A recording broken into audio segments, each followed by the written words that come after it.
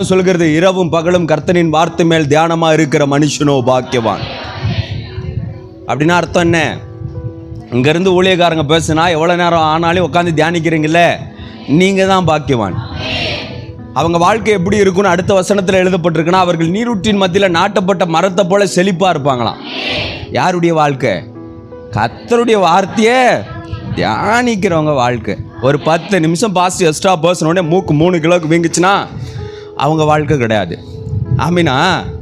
கர்த்தருடைய வாழ்க்கை, கர்த்தருடைய வார்த்தையை தியானிக்கிற தேவ பிள்ளைகளாய் நீங்கள் மாறுவீர்கள் என்றால், அது சாயந்தரம் வச்சாலும் சரி, நைட்டு வச்சாலும் சரி, நாங்கள் வந்து தேவாலயத்தில் உட்காந்து கர்த்தருடைய வார்த்தையை நாங்கள் தியானிப்போன்ற பிள்ளைகளாய் நீங்கள் இருப்பீர்கள் என்றால், நான் தீர்க்க தரிசனமாக உங்கள் வாழ்க்கையை பார்த்து சொல்கிறேன், நீங்கள் நீரூற்றின் மத்தியில் நாட்டப்பட்ட மரத்தை போல நீங்கள் செழிப்பாய் தான் இருப்பீங்க.